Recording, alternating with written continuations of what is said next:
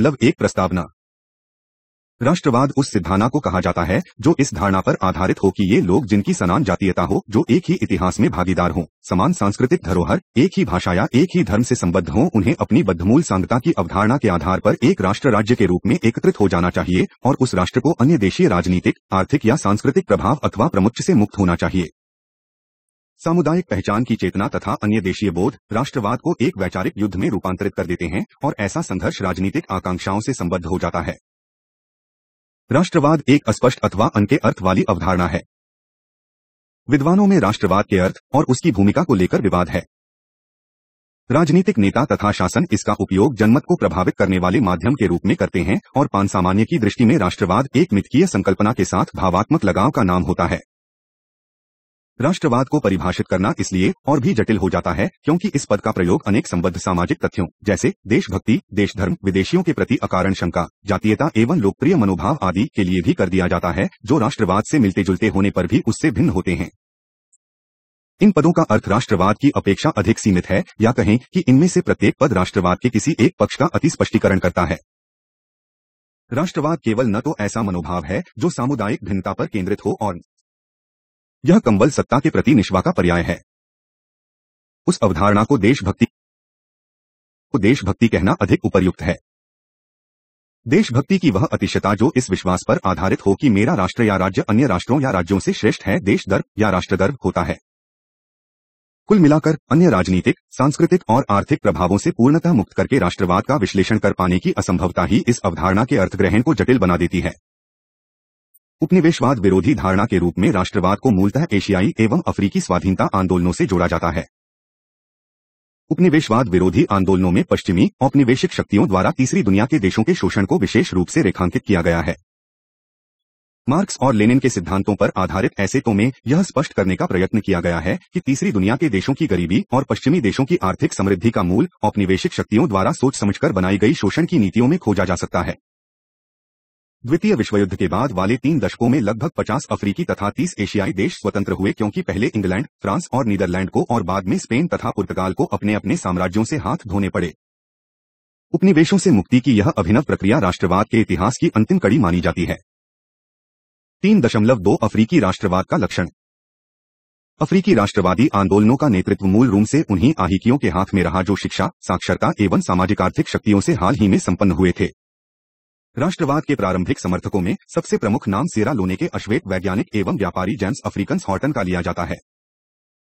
उनका विश्वास था कि शिक्षा की यूरोपीय पद्धति से अफ्रीका महाद्वीप के आधुनिकीकरण में सहायता मिलेगी और वहां के निवासियों को उनकी विषम जीवन दशाओं से मुक्ति दिलाई जा सकेगी। किसी न किसी रूप में हॉर्टन यूरोपियों के इस नस्लवादी विचार से सहमत दिखाई पड़ते हैं कि अफ्रीकी लोग पिछड़े हुए और आदिम युगीन हैं। इन नेताओं की दृष्टि से मात्र अपने और अपने समुदाय के विषय में सोचने के पारंपरिक अफ्रीकी बंगों से मुक्त होने का निर्णायक उपादान राष्ट्रवाद ही था। पूर्व उपनिवेशवादी संस्कृतियों से टूटने के विचार पर अत्यधिक बल देने के कारण अफ्रीकी राष्ट्रवाद ने अफ्रीका की अपनी उपलब्धियों पर राष्ट्र निर्माण के अवसर को गंवा दिया। इस महाद्वीप में स्वायत्त ग्राम संघों एवं कुलों के रूप में स्वशासन का शताब्दियों पुराना इतिहास था, किंतु उस अपने इतिहास के स्थान पर राष्ट्रवादियों ने यूरोप एवं संयुक्त राज्य अमेरिका के इतिहासों की ओर देखा, जिनमें 18वीं एवं 19वीं शताब्दी में राष्ट्र राज्यों की स्थापना के द्वारा लोगों ने आर्थिक स्वतंत्रता प्राप्त की थी। अफ्रीकी राष्ट्रवादी सोचते थे कि अफ्रीकी लोग केवल अपने राष्ट्रों की सहायता द्वारा ही आधुनिक युग में समानता एवं आत्मसम्मान प्राप्त कर सकते थे।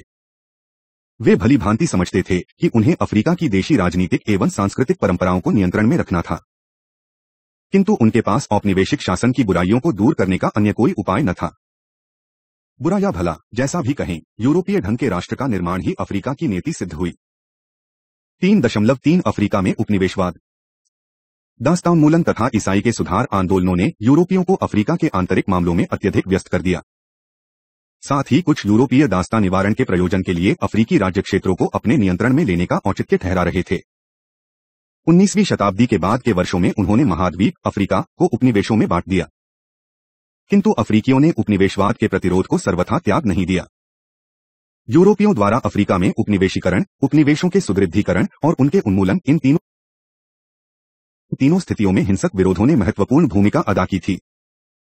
जैसा आगे विचार किया जाएगा, इस विरोध ने उत्तरी अफ्रीका में अल्जीरिया तथा दक्षिणी अफ्रीका में कीनिया, जाम्बिया, जिम्बाब्वे, नामीबिया एवं दक्षिण अफ्रीकी प्रायद्वीप के श्वेत बस्तियों वाले उपनिवेशों पर विशेष दबाव बनाया और पश्चिमी देशों को विवश किया कि वे अफ्रीकियों को उनके देशों में स्वाधीनता एवं संप्रभुता प्रदान करे। यूरोपीय साम्राज्यवाद की गति तेज होने के साथ साथ अफ्रीकी लोगों की चिंता भी बढ़ती गई।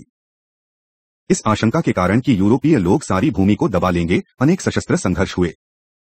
इनमें से कुछ संघर्षों ने तो पूरे युद्धों का रूप धारण कर लिया। युद्ध सामग्री से पूरी तरह सुसज्जित यूरोपीय देशों की सेनाएं क्षेत्रीय दावों को सुरक्षित रखने के लिए अफ्रीका में घुस आई। सन 1919 तक यूरोपियों ने इथियोपिया तथा लाइबेरिया को छोड़कर लगभग शेष सारे महाद्वीप पर अधिकार कर लिया था। अब यूरोपीय साम्राज्यवाद एक नई दिशा में बढ़ रहा था, जिसमें वे औपनिवेशिक प्रशासन की स्थापना कर रहे थे, जिससे शासक राष्ट्रों के आर्थिक हित भी पूरे होते रहें और व्यवस्था भी बनी रहे। 3.1 अफ्रीकी समाजों पर उपनिवेशवाद का प्रभाव। औपनिवेशिक सरकारों ने अफ्रीका को सड़कें, रेलमार्ग, बंदरगाह, नई तकनीक तथा अन्य लाभप्रद साधन प्रदान किए थे, किंतु उनकी नीतियों ने पारंपरिक अर्थव्यवस्थाओं को क्षति पहुंचाई तथा भूस्वामित्व एवं श्रम के ढांचों में नाटकीय परिवर्तन किया। यद्यपि औपनिवेशिक प्रणाली ने शिक्षा, नौकरी एवं नए बाजार जैसी सुविधाएं अफ्रीकियों के लिए जुटाई, फिर भी अनेक लोग भूमिहीन तथा गरीब रह गए। साथ ही निर्यात के उद्देश्य से नकदी फसलों पर विशेष बल दिए जाने के कारण अफ्रीकी समुदायों को विदेशी राष्ट्रों पर निर्भर बना दिया। उपनिवेशों के बीच आपसी व्यापार को कोई प्रोत्साहन नहीं दिया गया। परिणामस्वरूप अनेक अफ्रीकी देश आज भी अपने पड़ोसियों की अपेक्षा विदेशों के साथ अधिक व्यापार करते हैं। औपनिवेशिक शासन ने अनेक शताब्दियों में विकसित हुई पारंपरिक राजनीतिक एवं सामाजिक प्रथाओं को भंग कर दिया था। चूंकि यूरोपियों ने साम्राज्य स्थापित किए थे, इसलिए उन्होंने विद्यमान राज्यों का विनाश करके अनेक जातीय समुदायों को या तो परस्पर मिला दिया या उन्हें विभाजित कर दिया। शीघ्र ही उनके द्वारा बनाए गए उपनिवेश विविध एरो समुदायों वाले अफ्रीकी राष्ट्र बन गए, जिनके नागरिकों में कोई समानताएं नहीं थीं। इससे बढ़कर यह बात थी कि यूरोपीय शक्तियों ने पारंपरिक अफ्रीकी प्रमुखों एवं शासकों के राजनीतिक सामाजिक नियंत्रण को तो समाप्त कर दिया था, किंतु उसके स्थान पर किसी स्थायी प्राधिकरण की स्थापना करने में वे असमर्थ रहे। कुल मिलाकर यूरोपीय उपनिवेशवाद ने अफ्रीकियों को पश्चिमी संस्कृति के विविध पक्षों से परिचित अवश्य करा दिया। अफ्रीकी विद्यालयों एवं विश्वविद्यालयों में शिक्षा एवं धर्म की यूरोपीय पद्धतियों को आधार बनाया गया, किंतु पश्चिमी संस्कृति के अन्य भागों की जड़ें अफ्रीकी समाज में गहरी नहीं हो पाई थीं। इसके परिणामस्वरूप एक अराजक स्थिति पैदा हो गई, जो स्वाधीनता से लेकर अब तक चलती रही है। 3.4 अफ्रीका में राष्ट्रवाद का उदय। अफ्रीका में संभवतः सबसे सशक्त विचार राष्ट्रवाद ही रहा है, किंतु इसका प्रभाव हर क्षेत्र में अलग अलग दिखाई पड़ता है। एशिया की भांति अफ्रीका में भी राष्ट्रवाद एक विदेशी अवधारणा है।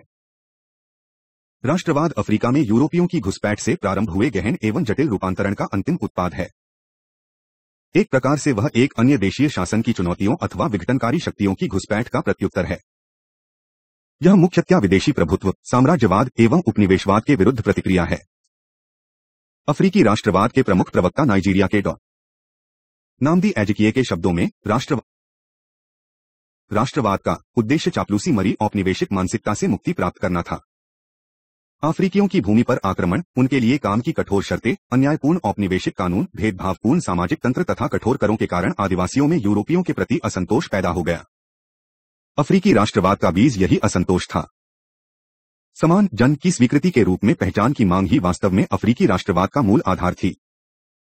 वर्तमान लेखों, राष्ट्रवादी नेताओं के भाषणों और अफ्रीकी विद्वानों द्वारा बड़ी संख्या में अफ्रीकी इतिहास तथा जीवन पर निरंतर किए जा रहे अध्ययनों में सांस्कृतिक राष्ट्रवाद पर दिया जाने वाला समसामयिक जोर प्रतिबिंबित होता है। इसके साथ साथ उस अफ्रीकी इतिहास की खोज भी जुड़ी रही है, जिसमें अफ्रीकी जाति का गौरव एवं उसकी प्रतिष्ठा भी प्रतिबिंबित है, और जो पश्चिमी शिक्षा पद्धति में शिक्षित अफ्रीकियों के इस पूर्वग्रह की उन अफ्रीकियों का कोई इतिहास और संस्कृति नहीं है के स्थान पर मन में धीरे धीरे आत्मविश्वास भी जगाता है। संक्षेप में, उनमें अपने अफ्रीकी मूल के प्रति एक नया आत्माभिमान जागृत हुआ है। नेग्रिट्यूड एक साहित्यिक सांस्कृतिक आंदोलन था, जिसने अश्वेत एवं अफ्रीकी होने के प्रति आत्माभिमान जागृत करने का प्रयत्न किया था। अफ्रीका में भी एशिया की भांति ही राष्ट्रवादी आंदोलन के अधिकतर नेता पश्चिम में शिक्षित लोग थे, जिन्होंने पश्चिम के क्रांतिकारी विचारों को तो आत्मसात कर लिया था, किंतु जिन्हें अपने देशों और अपने समाज में उपयुक्त स्थान प्राप्त करने के लिए संघर्ष करना पड़ा था। जेम्स एस कोलमैन इस सामान्य घटना के अफ्रीकी रूप का कथन इस प्रकार करते हैं। राष्ट्रवाद, जिसे सबसे अधिक प्रगतिशील विचार कहा जाता है, उसका नेतृत्व तथाकथित अहितकारी, पश्चिम में शिक्षित, मध्यवर्गीय बुद्धिजीवियों एवं व्यवसायी अफ्रीकियों के हाथों में है, उन लोगों के हाथों में जिनके जीवन स्तर और रहन-सहन के मानकों में उपनिवेशीकरण के कारण सुधार आया है और जिन्हें उपनिवेशीकरण से सर्वाधिक लाभ प्राप्त हुआ है। संक्षेप में, यह नेतृत्व उनके हाथों में है जो स्वयं को पश्चिमी जगत से निकटतम मानते हैं किंतु जिन्हें यहाँ पूरी समानता के साथ प्रवेश नहीं दिया गया। अफ्रीकी राष्ट्रवाद केवल विदेशों से आयातित नहीं है, वरन उस पर औपनिवेशिक शक्तियों सहित अनेक बाहरी तत्वों के प्रभाव भी है। अफ्रीका के राजनीतिक जागरण में राजनीतिक दलों, मजदूर संगठनों, अन्य संघों एवं समूहों, शक्तिशाली देशों, विशेषकर इंग्लैंड और फ्रांस के अनेक व्यक्तियों ने भी प्रत्यक्ष अथवा अप्रत्यक्ष, सचेत अथवा अचेत रूप से प्रोत्साहन एवं समर्थन प्रदान किया था। यह आश्चर्य की बात नहीं है कि जातीय समानता के प्रति अत्यंत सजग अफ्रीका वंशियों के संघर्ष में अमेरिका निवासी अनेक अश्वेत नेताओं एवं उनके संगठनों ने अफ्रीका तथा अफ्रीकियों का समर्थन किया। वे अखिल अफ्रीकीवाद, अफ्रीकी व्यक्तित्व आदि के आयोजक एवं समर्थक थे। डॉ. क्यामे नक्रूमा एवं डॉ. नामदी एज़िकिवे जैसे महत्वपूर्ण अफ्रीकी राष्ट्रवादी नेताओं ने इन विचारों को समर्थन प्रदान किया। 4.1 अफ्रीकी राष्ट्रवाद के कारक। अफ्रीकी राष्ट्रवाद के अनेक कारक हैं, जिनमें से कुछ तो सार्वदेशिक राष्ट्रवाद जैसे ही हैं और अन्य अफ्रीकी परिवेश तथा अनुभव के अनुरूप विशिष्ट दशाओं से उद्भूत हैं। जेम्स एस कोलमैन ने इन कारकों को इस प्रकार सूचीबद्ध किया है। आर्थिक आय। 2. निर्वाह की अर्थव्यवस्था का वित्तीय अर्थव्यवस्था में परिवर्तन। मजदूरी श्रम बल की वृद्धि। 3. नए मध्यम वर्ग का उदय। समाजशास्त्रीय शहरीकरण। 2. सामाजिक चलनशीलता गतिशीलता। 3. पश्चिमी शिक्षा। धार्मिक एवं मनोवैज्ञानिक। 1. ईसाई धर्म प्रचार के प्रवचन। 2. पश्चिम में शिक्षित व्यक्तियों की उपेक्षा और उनकी निष्ठा। राजनीतिक परंपरागत प्राधिकरणों का प्रभाव। 2. नए राष्ट्रीय प्रतीकों को सामने लाना। 4.2 विश्व युद्ध और अफ्रीका में राष्ट्रवाद। यद्यपि प्रथम विश्वयुद्ध एवं द्वितीय विश्वयुद्ध में अफ्रीका ने कोई महत्वपूर्ण भूमिका अदा नहीं की थी किंतु इस महाद्वीप पर युद्धों का भारी प्रभाव पड़ा था। अफ्रीकी लोगों ने युद्ध के प्रयत्नों में भाग लिया और अफ्रीकी उपनिवेशों ने यूरोपीय शक्तियों को युद्धों के लिए खाद्य सामग्री तथा कच्चे माल की आपूर्ति की थी। युद्धों के परिणामस्वरूप अनेक उपनिवेशों के स्वामित्व बदल गए तथा युद्धकालीन संघर्षों ने ही अफ्रीकियों को यूरोपीय प्रभुत्व से मुक्त होने की प्रेरणा प्रदान की थी। प्रथम विश्वयुद्ध अफ्रीका में मित्र शक्तियों एवं अक्ष शक्तियों में भीषण युद्ध हुआ था। अफ्रीका के परिप्रेक्ष्य में प्रथम विश्वयुद्ध का मूल उद्देश्य जर्मनों को उनके अफ्रीकी उपनिवेशों से निकालकर बाहर करना था। सैन्य कार्रवाइयों मूल रूप से जिन 4 प्रमुख क्षेत्रों में हुई थीं वे थे टोगोलैंड, कैमरून, जर्मन दक्षिणी पूर्वी अफ्रीका, नामीबिया तथा जर्मन पूर्वी अफ्रीका, टांगानिका, तंजानिया के जर्मन उपनिवेश।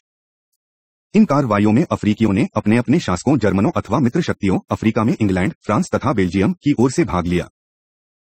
युद्ध में अफ्रीकियों को सैनिकों, युद्ध एवं खाद्य सामग्री के वाहकों, कृषि उत्पादकों तथा अन्य अनेक व्यवसायियों के रूप में प्रत्यक्ष या अप्रत्यक्ष रूप से भाग लेने के लिए विवश किया गया था। कुछ अफ्रीकी सैनिक टुकड़ियों ने यूरोप व मध्य एशिया में ब्रिटिश एवं फ्रांसीसी सैनिकों के साथ मिलकर युद्ध में भाग लिया था। युद्ध में भाग ले रहे अफ्रीकी सैनिकों एवं मजदूरों को दिया गया प्रशिक्षण एवं साजो सामान तो अपर्याप्त था ही, उन्हें दी जाने वाली चिकित्सा सुविधाएं भी उपयुक्त नहीं थीं। युद्ध में अनुमानतः 2,50,000 अफ्रीकी हताहत हुए थे। अनेक यूरोपियों को यह आशंका हुई कि बुद्ध अफ्रीकियों के रवैये में परिवर्तन लाकर उनके मन में औपनिवेशिक शासन से मुक्त होने की इच्छा जगा सकता था। यह तो ठीक है कि युद्ध ने जहां तहां स्वाधीनता की कुछ प्रवृत्तियों को जागृत किया किंतु व्यापक रूप से यूरोपियों की चिता निर्मूल थी।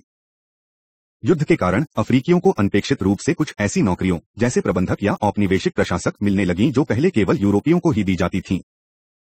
किंतु ऐसी उपलब्धियां अल्पकालिक ही रहीं और पुरानी औपनिवेशिक व्यवस्था फिर से लागू कर दी गई। द्वितीय विश्वयुद्ध में पुरानी कहानी ही कुछ अधिक जोर शोर से दोहराई गई।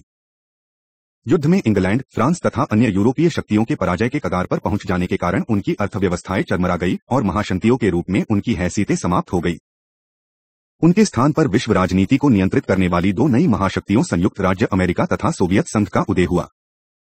ये दोनों महाशक्तियों उपनिवेशवाद का विरोध करती थीं। साथ ही नवगठित संयुक्त राष्ट्र में भी उपनिवेशवाद का विरोध खुलकर सामने आ गया। अफ्रीका में द्वितीय विश्वयुद्ध के कारण राष्ट्रवादी शक्तियों को छूट मिल गई जिससे स्वाधीनता आंदोलन में ते योगदान कर सकें। युद्धकाल में अफ्रीकी उत्पादों और कच्चे माल की मांग के कारण आर्थिक विकास उदीप्त हुआ जिससे गहाद्वीप में सामाजिक परिवर्तन के आने में सहायता मिली। सेना में काम करने वाले अनेक अफ्रीकियों ने साक्षरता तथा अन्य दक्षताएं अर्जित की थीं। अपने देशों में लौटने पर इन सैनिकों को कम पेट मुद्रास्फीति एवं अन्य आर्थिक समस्याओं का सामना करना पड़ा। शायद ही कुछ लोगों को लगा हो कि युद्धकाल में दी गई सेवाओं के लिए उन्हें समुचित प्रतिफल मिला था। युद्ध के बाद औपनिवेशिक शक्तियों ने उन अधिकारों को पुनः प्राप्त करने की चेष्टा की जो युद्ध के दौरान शिथिल हो गए थे। किंतु यूरोपियों को एक बदले हुए परिवेश का सामना करना पड़ा, जिसमें अफ्रीकियों की बहुत बड़ी संख्या औपनिवेशिक नीतियों को अन्यायपूर्ण मानने लगी थी।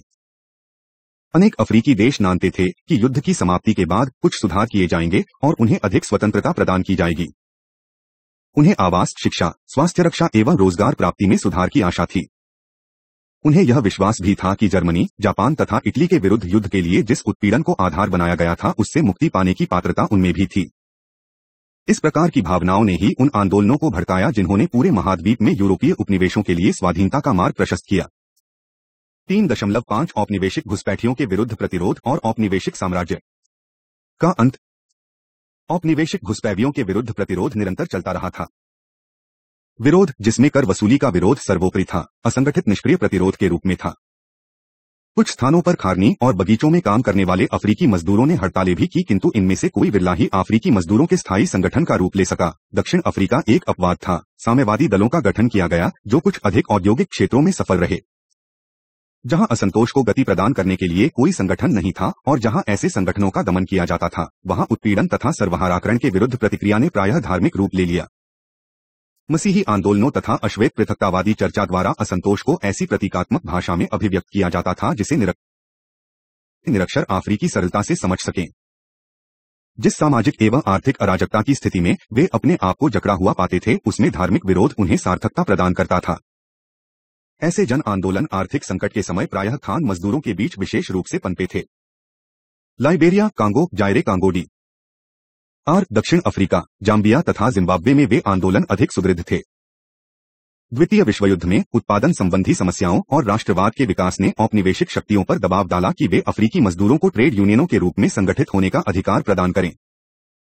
राष्ट्रवादी दलों के जन्म से पहले ही अनेक उपनिवेशों में ट्रेड यूनियनें गठित हो चुकी थीं, किंतु औपनिवेशिक शक्तियों और कंपनियों ने जन संगठनों को शक्तिहीन रखने का भरसक प्रयत्न किया और उन्हें अपनी गतिविधियों पूरी तरह गैर राजनीतिक एवं विशुद्ध रूप से ट्रेड यूनियन के कार्यों के रूप में सीमित रखने के लिए विवश किए।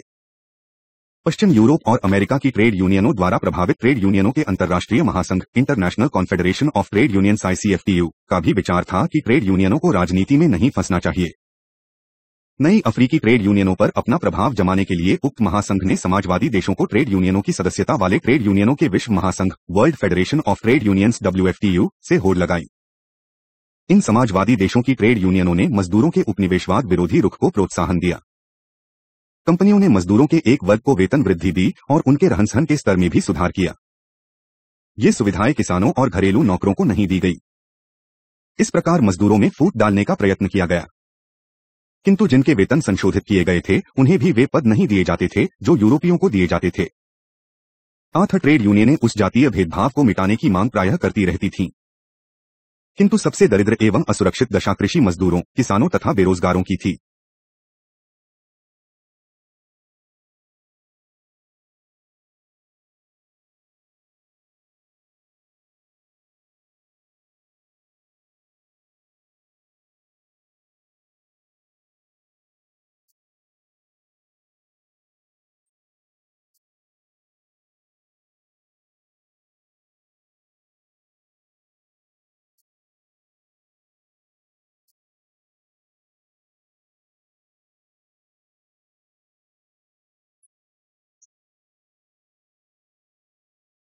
शहरों में लूटपाट करने वाले सर्वहारा शायद ही कभी संगठित हो पाते थे। गिनी, तंजानिया, कीनिया और जाम्बिया जैसे देशों में ट्रेड यूनियनें ताकतवर थीं और उनके सूत्र राष्ट्रवादी आंदोलन से जुड़े हुए थे, किंतु औपनिवेशिक उत्पीड़न के भय से वे खुले आम राजनीति में भाग नहीं ले पाती थीं। सहयोग का अर्थ प्रायः यह होता था कि एक ही व्यक्ति ट्रेड यूनियन और राजनीतिक संगठन दोनों में एक साथ पद ग्रहण किए हुए हो। उपनिवेशवाद के कारण बने हुए उग्रवादी किसान समुदायों में उपनिवेश विरोधी भावनाएं सहज रूप से जागृत हो उठी थीं, किंतु उनका प्रतिरोध प्रायः निष्क्रिय होता था। जैसे वे कर चुकाने और औपनिवेशिक कृषि विज्ञानियों की राय मानने से मना कर देते थे। राष्ट्रवादी आंदोलन में किसी विरले किसान ने ही कभी भाग लिया होगा। 1940 और 1950 के दशकों में अफ्रीका में अन्य स्थानों के साथ साथ नाइजीरिया, गोल्ड कोस्ट, घाना, युगांडा, सूडान तथा आइवरी कोस्ट में औपनिवेशिक शक्तियों के विरुद्ध हिंसक विरोध हुए थे। कीनिया, कैमरून, अल्जीरिया और मेडागास्कर जैसे कुछ स्थानों में सशस्त्र विद्रोह हुए थे, किंतु अल्जीरिया को छोड़कर शेष स्थानों के विद्रोहों को दबाने में औपनिवेशिक शक्तियों सफल रही थीं। इन विद्रोहों के मूल में औपनिवेशिक शासन की लूट खसोट के कारण उत्पन्न गंभीर आर्थिक सामाजिक संकट थे। जनसाधारण में भूमि की चोरी तथा निर्यात फसलों की अनिवार्य खेती के परिणामस्वरूप भुखमरी तथा बदहाली फैल गई थी। उपनिवेशीकरण से पूर्व अल्जीरिया के उपजाऊ तटों पर मक्का और भेक का मांस दोनों ही स्थानीय लोगों को सहजता से उपलब्ध हो जाते थे, किंतु फ्रांसीसी उपनिवेशकों ने वहां शराब बनाने के लिए अंगूर के बगीचे लगवाने शुरू कर दिया। शीघ्र ही लोगों में भुखमरी फैल गई। सन 1954 में जब राष्ट्रीय मुक्ति मोर्चे नेशनल लिबरेशन फ्रंट FLN ने मुक्ति संग्राम प्रारंभ किया तो 1000 से भी कम यूरोपियों का समस्त कृषि योग्य भूमि के 7वें भाग से भी अधिक पर अधिकार था, जबकि ग्रामीण क्षेत्रों में 5 लाख से भी अधिक अल्जीरियाई परिवार भूमिहीन थे। कैमरून में 1955 में सशस्त्र विद्रोह प्रारंभ हुआ जब उग्रवादी दल यूनियन डेस पॉपुलेशंस डे कैमरून यूनियन डेस पॉपुलेशंस डी कैमरून UPC को अवैध घोषित किया गया।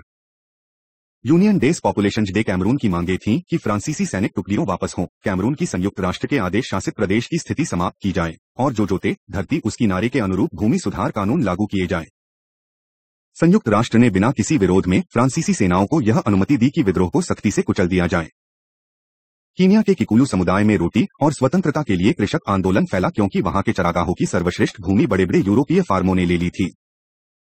वहां एक गुप्त जन आंदोलन प्रारंभ हुआ जिसके सदस्यों को निष्ठावान बने रहने के लिए शपथ दिलाई गई थी।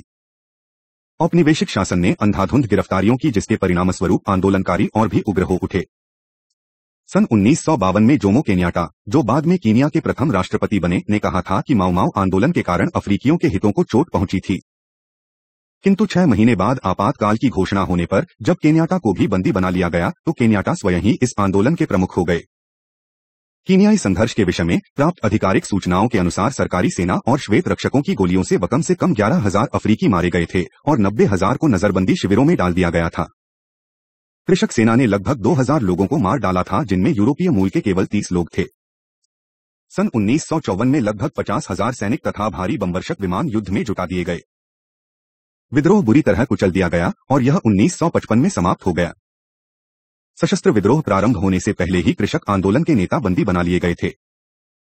आंदोलनकारियों पर न तो उपयुक्त शस्त्रास्त्र थे और न विजय के लिए आवश्यक कोई सुविचारित योजना ही थी।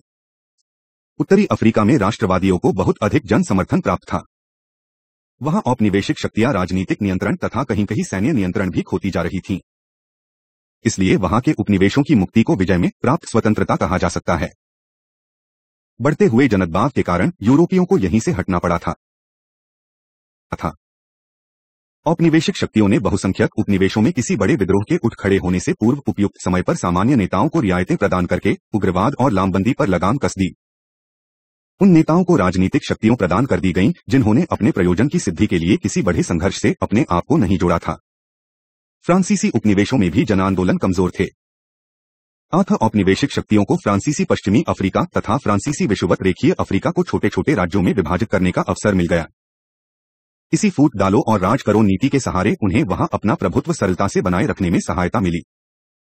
घाना को 1957 में, गिनी को 1958 में तथा अनेक फ्रांसीसी, ब्रिटिश एवं बेल्जियम के उपनिवेशों को 1960 में स्वाधीनता प्रदान की गई। कांगो, जायरे तथा गिनी को छोड़कर अन्य सभी राज्यों में शक्ति का हस्तांतरण व्यवस्थित ढंग से हो गया और स्वाधीनता के बाद भी महानगरीय हितों ने वहां प्रभाव बनाए रखा। उपनिवेशवाद उन्मूलन के इस ढांचे में अवपाद भी थे।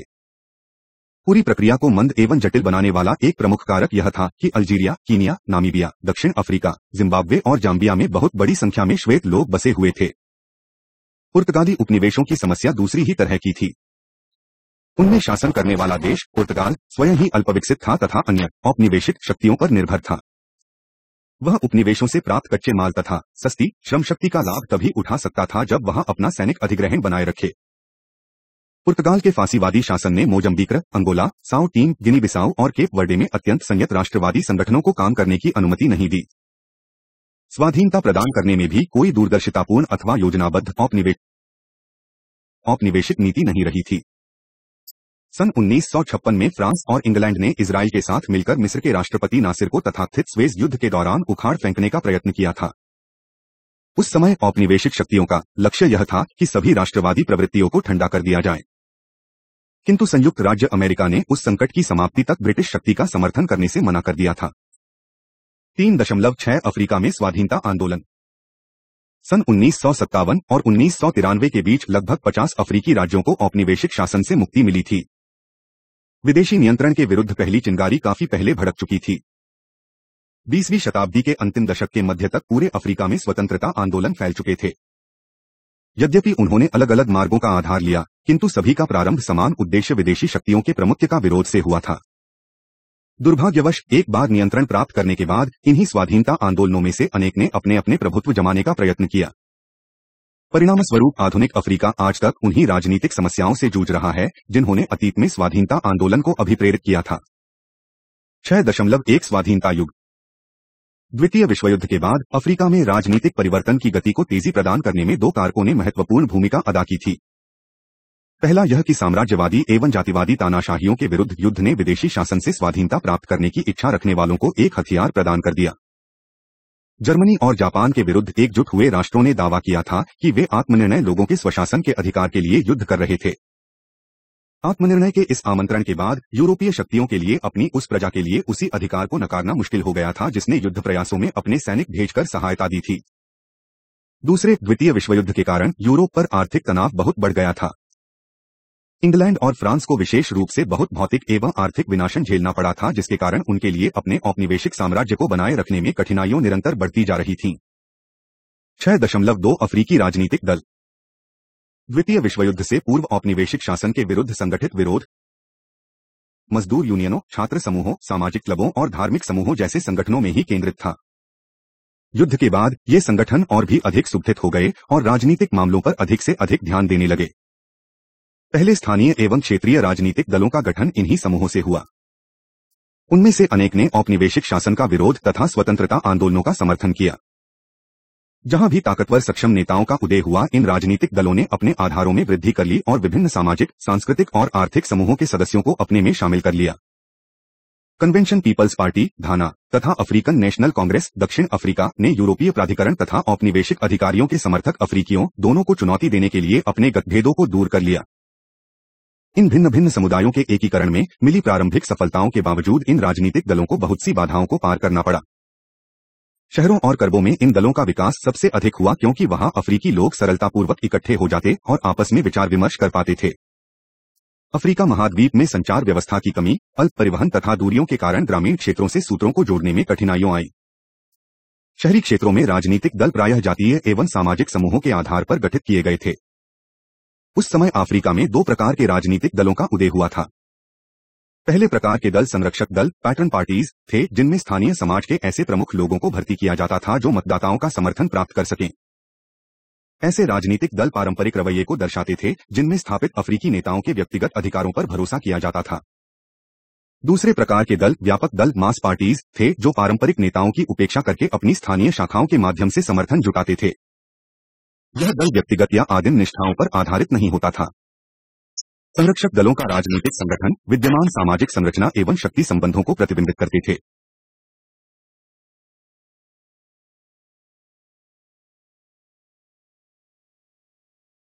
दूसरी ओर व्यापक दल लोकप्रिय नारों के आधार पर औपनिवेशिक शासन से मुक्ति का समर्थन और शक्ति प्राप्त करते थे। इन दो प्रकार के दलों की रणनीतियों में अंतर था। संरक्षक दल विद्यमान औपनिवेशिक शक्ति संरचना के अंतर्गत ही धीरे धीरे स्वतंत्रता की ओर बढ़ने का समर्थन करते थे। व्यापक दल औपनिवेशिक प्राधिकरणों के साथ किसी भी समझौते को स्वीकार नहीं करते थे और तत्काल स्वतंत्रता चाहते थे।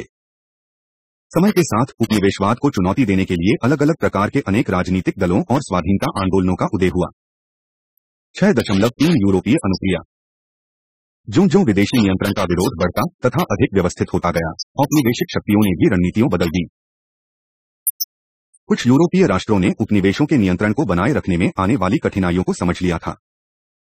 उन्होंने अफ्रीकी राजनीतिक दलों के साथ काम करना प्रारंभ कर दिया और अफ्रीकियों के अधिकारों में विस्तार तथा सरकार में उनकी भागीदारी को बढ़ाना भी शुरू कर दिया। अन्य यूरोपीय राष्ट्रों ने अपनी राजनीतिक शक्ति, औपनिवेशिक संपत्ति एवं अंतर्राष्ट्रीय प्रतिष्ठा के खोने के डर से स्थानीय लोगों पर अत्याचार बढ़ा दिए तथा उनकी स्वतंत्रता को और भी अधिक सीमित कर दिया। पुर्तगालियों ने दूसरे रास्ते को चुना। उन्होंने अफ्रीका में सैनिक बलों को बढ़ा दिया और वहां राजनीतिक उत्पीड़न को तीव्रतर कर दिया। परिणामस्वरूप पुर्तगाली उपनिवेशों अंगोला एवं मोजम्बिक को अन्य बहुसंख्यक अफ्रीकी उपनिवेशों की अपेक्षा बहुत देर से स्वाधीनता प्राप्त हो सकी। साथ ही इन दोनों उपनिवेशों में 7वें और 8वें दशक में सैद्धांतिक कारणों से स्वाधीनता आंदोलनों में फूट भी पड़ गई। अंगोला में अंगोला की मुक्ति के लिए लोकप्रिय आंदोलन popular movement for the liberation of Angola MPLA ने साम्यवादी सिद्धांतों को अपना लिया और उसे सोवियत संघ तथा क्यूबा का समर्थन मिला। उसी दौरान अंगोला की पूर्ण स्वाधीनता के लिए राष्ट्रीय संघ national union for the total independence of Angola UNITA को दक्षिण अफ्रीका, संयुक्त राज्य अमेरिका एवं अन्य पश्चिमी शक्तियों का समर्थन प्राप्त हुआ। अंततः पुर्तगाल ने 1979 में अंगोला को स्वतंत्रता प्रदान की तो अंगोला की मुक्ति के लिए लोकप्रिय आंदोलन और अंगोला की पूर्ण स्वाधीनता के लिए राष्ट्रीय संघ में गृहयुद्ध छिड़ गया, जिसका शांतिपूर्ण समाधान 1990 के दशक के अंतिम वर्षों में संभव हो सका। इंग्लैंड तथा फ्रांस ने अन्य मार्ग अपनाया। उन्होंने अपने उपनिवेशों में राजनीतिक स्वतंत्रता का प्रसार धीरे धीरे किया। 5वें दशक के परवर्ती वर्षों से प्रारंभ करके इन दोनों राष्ट्रों ने अपने अनेक उपनिवेशों में स्थानीय स्वशासन स्थापित कर दिया, जिसमें नेतृत्व के विविध पद अफ्रीकियों को प्रदान किए गए। फिर भी वहीं शासन के उच्चतम अधिकार औपनिवेशिक शक्ति के हाथों में ही रहे। इस प्रबंध के अनुसार अनेक ब्रिटिश उपनिवेशों को ब्रिटिश राष्ट्रमंडल के अंतर्गत धीरे धीरे स्वतंत्रता प्रदान की गई। उदाहरण के लिए नाइजीरिया और घाना के ब्रिटिश राष्ट्रमंडल के साथ वैसे ही संबंध हैं जैसे कनाडा या ऑस्ट्रेलिया जैसे अन्य राष्ट्रमंडल देशों के हैं। अपने अफ्रीकी उपनिवेशों के लिए फ्रांस इंग्लैंड की अपेक्षा कम प्रतिबद्ध था। कुछ स्थानों पर फ्रांस ने अफ्रीकी राजनीतिक दलों तथा स्वाधीनता आंदोलनों को कुचलने का प्रयास किया, जिससे अशांति और हिंसा में वृद्धि हुई। एक उपनिवेश को तो स्वतंत्रता प्रदान करने के बाद भी फ्रांसीसी वहीं के राजनीतिक दलों को प्रभावित करने के प्रयत्न करते रहे, उनके चुनावों में हस्तक्षेप करते रहे और जिन विकास कार्यों को फ्रांस हितों के प्रतिकूल माना गया उन्हें पलटने के लिए सेना तक भेजते रहे। जिन उपनिवेशों की स्थानीय स्वशासन प्राप्त था वे भी पूर्ण स्वाधीनता प्राप्त करने के लिए हिंसा की ओर प्रवृत्त हो गए। उदाहरण के लिए द्वितीय विश्व युद्ध के बाद कीनिया में अफ्रीकियों के राजनीतिक अधिकार महत्वपूर्ण ढंग से प्रसारित हुए थे। फिर भी छठे दशक में इंग्लैंड को कीनिया की पूर्ण स्वाधीनता के लिए सहमत कराने हेतु माओ का हिंसक विद्रोह करना पड़ा। फ्रांसीसियों को उत्तरी अफ्रीकी उपनिवेशों में निरंतर बढ़ती हुई अशांति का सामना करना पड़ा था। सन 1954 में उन्होंने मोरक्को और ट्यूनीशिया को स्वतंत्रता प्रदान कर दी ताकि कि वे फ्रांसीसी अफ्रीकी साम्राज्य फ्रेंकोफोन अफ्रीका की श्वेत बस्तियों में से सबसे महत्वपूर्ण बस्ती अर्थात अल्जीरिया पर अपने प्रयासों को केंद्रित कर सकें। किंतु अल्जीरिया में युद्ध के लिए विशाल धनराशि और दसियों हजार सैनिकों को झांक कर भी सन 1962 में अंततः फ्रांसीसियों को वहां से हटने के लिए बाध्य होना पड़ा। 6.4 स्वाधीनता के बाद अनेक अफ्रीकी देश आज भी उसी प्रकार की राजनीतिक एवं सामाजिक चुनौतियों का सामना कर रहे हैं, जिनको औपनिवेशिक स्वामियों को निकाल बाहर करने के बाद हल करने के वायदे राजनीतिक दलों और स्वतंत्रता आंदोलनों ने किए थे। अफ्रीकी राष्ट्रों को विरासत में कृत्रिम सीमाएं प्राप्त हुई थीं, जिनके कारण जातीय समुदाय विभाजित हो गए थे और भावी सीमा संघर्षों की नींव पड़ी थी। अनेक राज्यों में जिन दलों के हाथों में सत्ता थी उनमें भी जातीय एवं सामाजिक विभाजन दिखाई पड़ रहे थे। शहरी वर्ग निरंतर शक्ति का नियंत्रण कर रहे थे और अक्सर ग्रामीणों की समस्याओं की उपेक्षा किया करते थे। शक्तिशाली नेता प्रायः अपने पदों और अधिकारों का उपयोग अपने समर्थकों की प्रोन्नति, शत्रुओं को कुचलने और स्वयं तथा अपने मित्रों की समृद्धि के लिए किया करते थे। ऐसी समस्याओं को होते हुए भी स्वतंत्रता आंदोलनों और राजनीतिक दलों के विकास ने जनतंत्र की महत्वपूर्ण परंपराओं और कानून के शासन को स्थापित किया जो औपनिवेशिक शासन के समय नहीं था। उनके द्वारा स्वतंत्रता प्राप्ति उस तथ्य का प्रतीक है कि उत्पीड़क सरकार के होते हुए भी जनता में समाज को परिवर्तित करने की क्षमता होती है।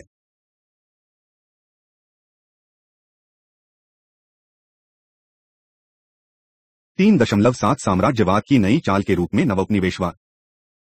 स्वाधीनता प्राप्ति के बाद कुछ अफ्रीकी राष्ट्रों ने अपने भूतपूर्व यूरोपीय शासकों इंग्लैंड, फ्रांस और बेल्जियम के प्रति ही अपनी राजनीतिक निष्ठा बनाए रखी और आर्थिक सहायता के लिए उन्हीं पर भरोसा करते रहे। 7वें दशक में इस नीति को नवोपनिवेशवाद नाम दिया गया। सभी अफ्रीकी राष्ट्रों ने इन नवोपनिवेशीय संबंधों के पालन में रुचि नहीं ली। अल्जीरिया जैसे जिन राष्ट्रों ने यूरोपीय शक्तियों के विरुद्ध सशस्त्र संघर्षों के परिणामस्वरूप स्वतंत्रता प्राप्त की थी, वे प्रायः या तो गुटनिरपेक्ष या तटस्थ रहे या उन्होंने सोवियत संघ एवं गैर पश्चिमी देशों के साथ घनिष्ठ संबंध बना लिए। इन देशों में से अनेक देशों ने आर्थिक व्यवस्था के रूप में पूंजीवाद को न अपनाकर समाजवाद में अपनी आस्था प्रकट की। उन्होंने पूंजीवाद को उस शोषण के साथ जोड़कर देखा जो उन्हें यूरोपियों के हाथों झेलना पड़ा था। आइवरी कोस्ट तथा मलावी जैसे अधिकतर वे अफ्रीकी राष्ट्र जिन्होंने नवोपनिवेशवाद के मार्ग पर चलना पसंद किया, बिना किसी संघर्ष के स्वाधीनता प्राप्त करने में सफल रहे। अपने पूर्व शासकों के साथ उनके संबंध मधुर रहे और वे उनसे प्रायः आर्थिक एवं तकनीकी सहायता प्राप्त करते रहे। यद्यपि नवोपनिवेशिक राष्ट्रों का आर्थिक शोषण चलता रहा, किंतु उनका विचार था कि उपनिवेशवाद के अंतर्गत लागू किए गए अनेक आर्थिक सामाजिक परिवर्तन रचनात्मक दिशा में थे। अतः उन्होंने पश्चिमी राष्ट्रों की पूंजीवादी पद्धति को अपना लिया। अर्थव्यवस्था के आधुनिकीकरण की दिशा में उपनिवेशीकरण के द्वारा जो कुछ किया जाना अपेक्षित था, नवोपनिवेशिक राज्यों के नेताओं ने उसे और भी तेजी से करने का प्रस्ताव रखा।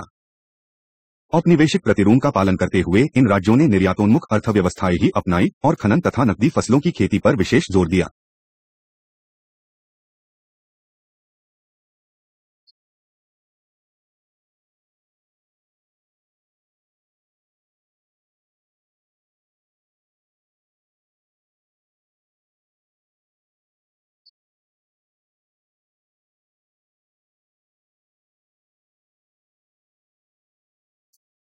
कृषि सुधारों का पालन करने के स्थान पर उन्होंने विदेशी भूस्वामियों को औपनिवेशिक संरक्षण द्वारा प्राप्त संपदा को बनाए रखने के अधिकार प्रदान किए गए। उन्होंने अपनी आर्थिक संस्थाओं को विदेशी पूंजीवादी पद्धतियों से घनिष्ठ रूप से संबंध रखा। बहुसंख्यक किसानों को नियंत्रण में रखने के लिए उन्होंने पूर्ण जनतंत्र के स्थान पर एक दलीय सरकार का समर्थन किया। नवोपनिवेशवादियों ने यह माना कि विकास व्यवस्थित चरणों में ही होगा। उनका विश्वास था कि खेती और खनन से प्राप्त लाभ के द्वारा उद्योग के लिए बाजार का सर्जन होगा, जिससे स्थानीय एवं विदेशी निवेशक आकर्षित होंगे। किंतु एक स्थिति से दूसरी में संक्रमण उस रूप में नहीं हुआ जैसा कि सोचा गया था। यद्यपि कुछ देशों ने आर्थिक सफलता का भ्रम पैदा करने का प्रयत्न किया, किंतु शीघ्र ही पता चल गया कि समृद्धि का मार्ग जितना सोचा गया था उससे कहीं अधिक कठिन था। अनेक नवोपनिवेशिक सरकारों ने अस्तित्व में बने रहने के लिए विदेशों तथा अंतर्राष्ट्रीय संगठनों से ऋण लेकर काम चलाया और भारी कर्ज में डूबी रहीं।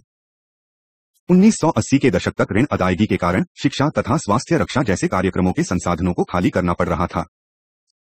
आगे चलकर नवोपनिवेशिक नीतियों के अप्रत्याशित दुष्परिणाम निकले, जैसे जनता के लिए सीमित राजनीतिक अधिकार, धीमा आर्थिक विकास, निर्यात फसलों पर जोर होने के कारण खाद्यान्न उत्पादन में कमी, सामाजिक सेवाओं का भंग होना और राजनीतिक भ्रष्टाचार में वृद्धि। कुल मिलाकर अफ्रीका में नवोपनिवेशवाद नाटकीय रूप में असफल रहा, जिसके कारण महाद्वीप के बड़े भाग में गंभीर राजनीतिक तथा आर्थिक संकट पैदा हो गए। 3.8 विकास एवं सुधार। स्वाधीनता के प्रारंभिक वर्षों में अफ्रीकी राष्ट्रों ने विभिन्न मार्गों को अपनाया। उन्होंने अपनी अर्थव्यवस्थाओं पर नियंत्रण तथा अपने लोगों को रोजगार दिलाने के प्रावधान किए। उन्होंने सरकारों द्वारा संचालित उद्योग स्थापित किए और उन्हें विदेशी प्रतियोगियों से सुरक्षित रखने के लिए कानून बनाए। उन्होंने अवसंरचना तथा सामाजिक सेवाओं को विकसित करने में सरकारी भूमिकाओं का व्यापक रूप से विस्तार भी किया। विकास की इन योजनाओं को वित्तीय सहायता देने के लिए इन सरकारों ने भारी राशियों के ऋण भी लिए, किंतु कुप्रबंधन एवं भ्रष्टाचार के कारण ऋण में ली गई राशियों के बड़े भाग डूब गए। 1980 के दशक में भारी मंदी और ऊंची ब्याज दरों जैसी विश्वव्यापी आर्थिक घटनाओं के कारण मारी आर्थिक दबाव में घिरे हुए अफ्रीकी राष्ट्रों की स्थितियों और भी खराब हो गईं। जब उनके कर्ज बहुत बढ़ गए तो उन्हें चुकाने के लिए अफ्रीकी नेताओं ने विश्व बैंक तथा अंतर्राष्ट्रीय मुद्राकोष जैसी संस्थाओं से सहायता मांगी। ऋण राहत की पात्रता प्राप्त करने के लिए ऋण मांगने वालों को संरचनात्मक समायोजन करने पड़ते थे। इसका अर्थ ऐसे सुधारों को लागू करना होता था जिनमें सरकारी खर्च में कमी, अर्थव्यवस्था पर नियंत्रण, निजी उद्यमों के विकास को प्रोत्साहन तथा स्थानीय व्यापार से प्रतियोगिता करने के लिए विदेशी व्यापार के प्रवेश पर प्रतिबंध हटाना शामिल हो। यह आशा की गई थी कि इन नीतियों से मुद्रास्फीति में कमी होगी, बाजार में अधिक दक्षता आएगी तथा दीर्घकालिक आर्थिक विकास उद्दीप्त होगा। संरचनात्मक समायोजन कार्यक्रमों की सफलता मिश्रित रही है। अनेक विशेषज्ञ इस बात में सहमत हैं कि इन कार्यक्रमों ने स्थानीय अफ्रीकी बाजारों और अर्थव्यवस्थाओं के स्थिरीकरण में सहायता दी थी, किंतु उन्होंने दीर्घकालिक विकास को प्रोत्साहन नहीं प्रदान किया। कुछ विशेषज्ञों का मत है कि संरचनात्मक संयोजनों ने दीर्घकालिक विकास के लिए परमावश्यक अवसंरचना एवं शिक्षा में सुधार में सरकारी सहायता में कमी करके वस्तुतः विकास को पीछे की ओर धकेला था। साथ ही खेती तथा उद्योगों में जिस प्रगति की आशा की गई थी वह पूरी नहीं हुई। समीक्षकों का कहना है कि खराब परिवहन, खराब सड़कों, उधार प्राप्ति तक पहुंच के अभाव और खराब व्यवस्था के कारण इन कृषि एवं उद्योग क्षेत्रों में विकास की हानि पहुंची थी। इन सभी मदों में संरचनात्मक समायोजन कार्यक्रमों के अंतर्गत वित्तीय सहायता में कटौती की गई थी।